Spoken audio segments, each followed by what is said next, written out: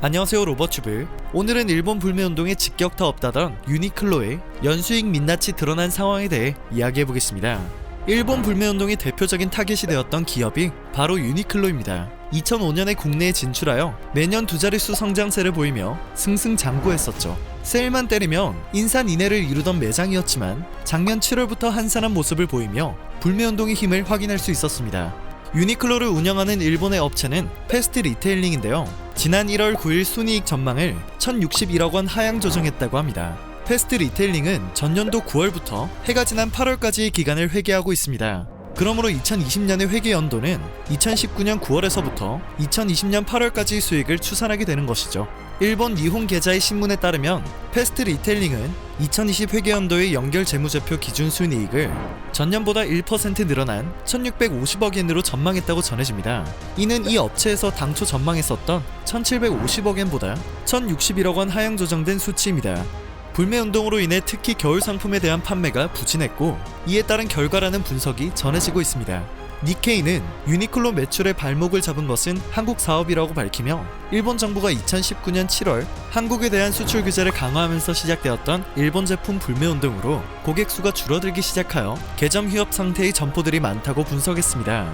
그러나 간혹 유니클로의 2019년 매출이 생각보다 크게 타격을 받지 않았다는 보도를 접할 수 있었습니다.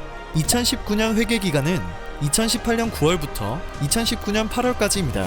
본격적으로 불매운동이 일어났던 기간은 2개월밖에 포함되지 않은 수치인 것이죠. 그래서인지 실제로 16일 금융감독원이 발표한 자료를 확인해보면 2018년과 2019년 매출액의 차이는 생각보다 크지 않습니다.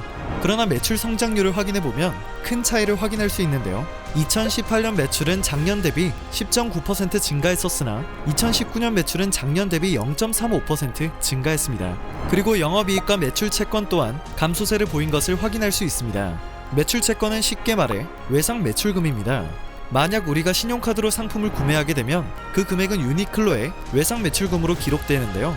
즉 매출 채권 감소는 회사가 받아야 하는 돈이 전보다 적어졌음을 뜻하며 이는 상품 판매가 줄어든 것으로 해석할 수 있습니다. 회계 기간 12개월 중 불매운동 기간은 겨우 2개월 포함되어 있지만 실적에는 큰 영향을 미친 것이죠.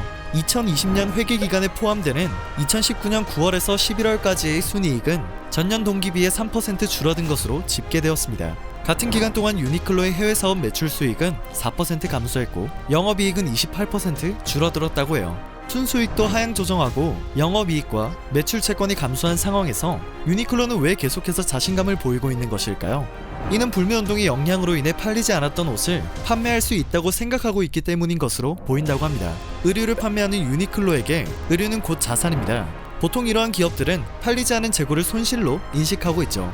하지만 이번 공시에서 유니클로는 재고로 인한 자산 손실을 지난해와 비슷한 수준으로 처리했습니다. 손실을 작년과 비슷한 금액으로 책정한 것은 회사가 재고를 정상적으로 판매할 수 있다고 판단했다는 의미입니다. 유니클로가 한국 시장을 바라보는 시각을 단적으로 보여주는 부분이 아닐까 싶네요.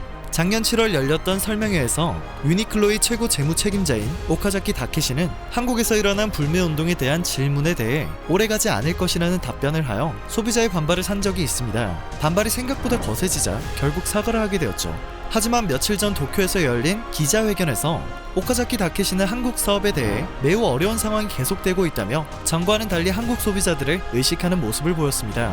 익명의 패스트 리테일링 간부는 니케이와의 인터뷰에서 현재는 예정이 없지만 현 상황이 지속되는 경우 점포 폐쇄나 인력 삭감이 불가피하다는 입장을 밝혔다고 하네요. 팔리지 않은 재고를 팔 수 있을 거라고 생각하고 있는 유니클로의 숨겨진 속내 어떻게 생각하시나요? 오늘 영상은 여기서 마치겠습니다. 마지막까지 봐주셔서 늘 감사합니다.